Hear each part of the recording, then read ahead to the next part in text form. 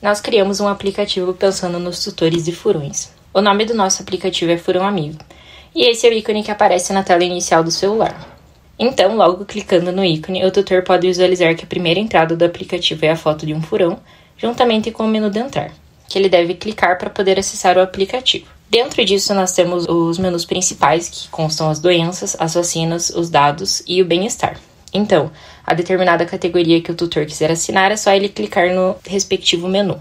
No menu de doenças, nós colocamos algumas das doenças mais acometidas pelos furões, como, por exemplo, a sinomose canina, a raiva, a leptospirose, a pneumonia, a salmonelose e a tuberculose. E em cada uma dessas doenças, a gente colocou algumas informações sobre elas, como, por exemplo, o patógeno que ocasiona a doença e também alguns sinais clínicos que o animal pode vir apresentar. Então, logo depois do menu de doenças, o tutor pode clicar no menu de vacinas, onde a gente colocou as vacinas recomendadas no Brasil para furões, como a vacinação contra a sinomose, a vacinação contra a raiva e, além disso, também colocamos sobre o controle de ecto e endoparasitas. Na vacinação contra a sinomose, nós colocamos a recomendação, que seria o plano de vacinação, que é recomendado a primeira dose com as 8 semanas de vida, e mais 3 reforços com intervalo de 3 semanas. Além disso, a revacinação, que também deve ser feita de forma anual. Também colocamos algumas reações que o animal pode apresentar logo depois de ter a vacina. E na vacinação contra a raiva, fizemos a mesma coisa. Colocamos a idade recomendada, que seria os 3 meses de vida, e a reaplicação anual da vacina. No controle de ecto e endoparasitas, também colocamos algumas recomendações, como, por exemplo, o uso de fipronil spray ou spot 1 na dose indicada para gatos, ou também a selemectina spot 1 também na dose para gatos. E também colocamos que a desverminação periódica ela não é indicada, já que raramente esses animais são acometidos por endoparasitas. Logo depois, no menu de dados, o tutor pode estar colocando o nome do animal, a raça que ele pertence, a cor da pelagem e o sexo. Por fim, nós temos o menu de bem-estar, e nós colocamos ele com o intuito de ajudar o tutor a entender um pouco mais sobre o bem-estar desses animais, assim como, por exemplo, com enriquecimento ambiental. Dentro desse menu, nós colocamos as 5 categorias que o enriquecimento pode ser dividido, como a categoria física, categoria social, sensorial, alimentar e cognitiva. Dentro disso, também colocamos as instalações apropriadas das gaiolas, junto com seu tamanho, e o tipo de cama que esses animais devem ter.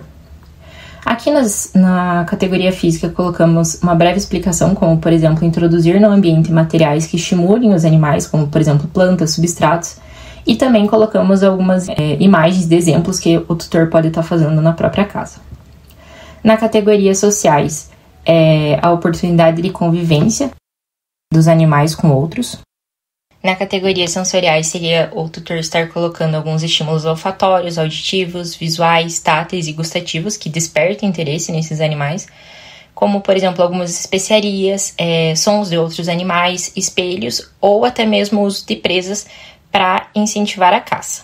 Na categoria alimentar, seria o tutor colocar novas maneiras de apresentação da alimentação ou inclusão de novos itens alimentares que podem dar ao animal. Por exemplo, a oportunidade de forrageamento, que normalmente não vai ocorrer em cativeiro.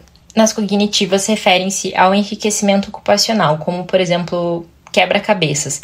Seria algumas soluções que esses animais precisam encontrar diante de algumas situações inesperadas, como, por exemplo, retirar o alimento de uma caixa fechada, mas com orifícios. De gaiolas, nós colocamos o tamanho certo que as gaiolas deveriam ter e também uma ilustração de como as gaiolas devem ser e algumas outras recomendações. Nos brinquedos, colocamos como essas gaiolas devem ser enriquecidas, algumas ideias para o tutor estar fazendo na sua casa e até mesmo alguns brinquedos econômicos, onde pode-se utilizar tubos de PVC, pequenas caixas de madeira. E por fim, nós colocamos na categoria de camas como essas camas devem ser no formato de redes ou sacos, para que os animais se sintam intocados, o que vai evitar quadros de estresse no animal. E também colocamos outras recomendações e uma imagem ilustrando o tipo de cama desses animais.